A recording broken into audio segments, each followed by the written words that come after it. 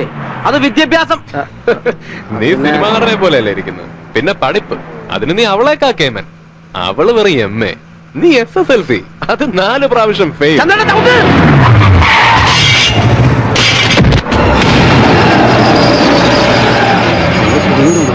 നമുക്കെടുത്ത് പോവാം. ഇപ്പൊ രക്ഷപ്പെടണം. വണ്ടി എടുക്കണ്ടേ ചന്ദ്രേട്ടാ? ചന്ദ്രേട്ടാ,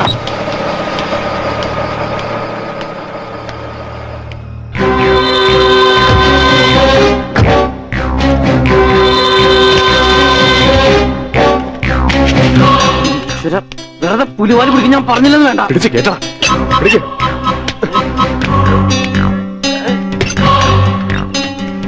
തെറ്റിപ്പോയിന്താ? ഹോസ്പിറ്റലിൽ ले जाएंगे. നല്ലത് അവർ കൊണ്ടേക്കോട്ടെ. नहीं सर.